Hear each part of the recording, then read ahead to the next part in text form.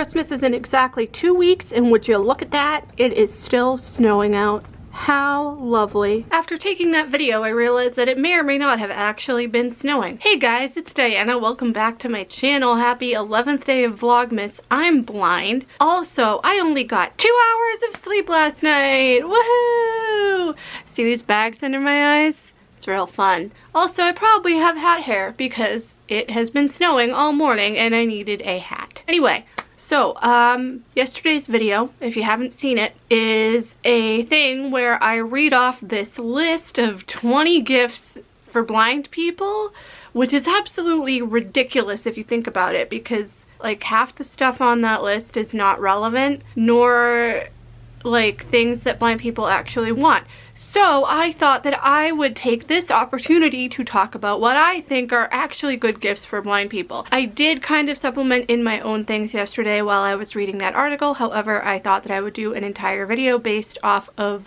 my own thoughts and opinions instead of reading random stuff on the internet. Let's get started. So honestly, I think that any form of technology is good. Like I said yesterday, you really need to know the person that you're gifting. Like, you can't just go off of, oh, they're blind.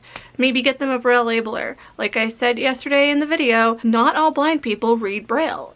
Plus, Braille literacy has gone down a lot within the last 10 years. Like, it's crazy. According to the internet and research that I have done. Plus, I do know a lot of blind people who just don't have good Braille literacy skills or literacy in general because they are doing things purely via, like, an audio format. But that's neither here nor there. Next, I don't know, maybe like coffee or like a gift basket. Everybody likes a nice comfy throw. Speaking of coffee, chestnut praline latte time is officially here.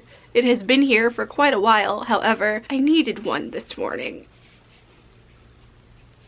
I usually get my chestnut praline lattes with extra syrup because I like the taste.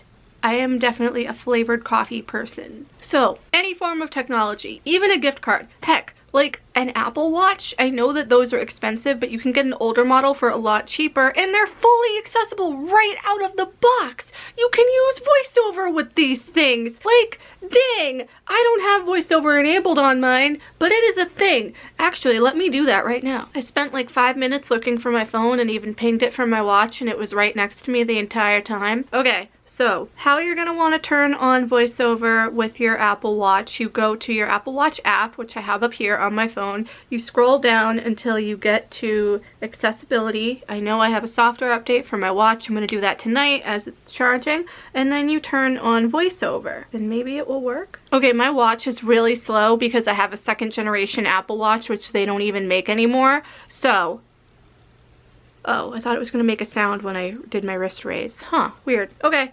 10:58 a.m. Wednesday, December 11th. Timer.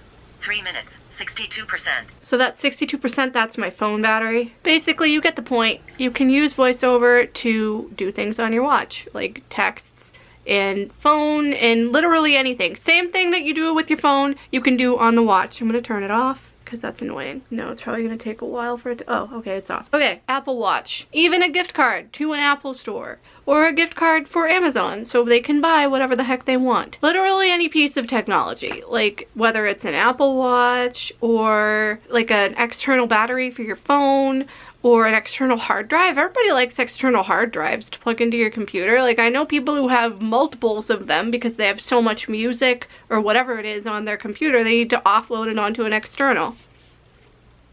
I don't know, coffee, food, just know the person that you're buying for. Like, don't just get them a generic blind thing. Like, okay, that talking ornament from that list that I was reading yesterday, that was pretty neat. I've never seen one of those before, and that is a cool way to be inclusive during the holiday season. However, I don't feel like that's an end-all be-all present. But what do I know? I mean, not a lot, clearly. I think that this goes for people with any type of disability, not just blindness, that you, in terms of gift giving, should just think of them as a person. Like, yeah, okay, the disability is a part of their life, but don't just make their gifts like specific to the disability. Also, things that may be neat and helpful because they are sort of accessible. Some Starbucks gift cards have Braille on them. L'Occitane, the brand of like skincare products, I think. I don't really know much about them, but apparently they have Braille labels on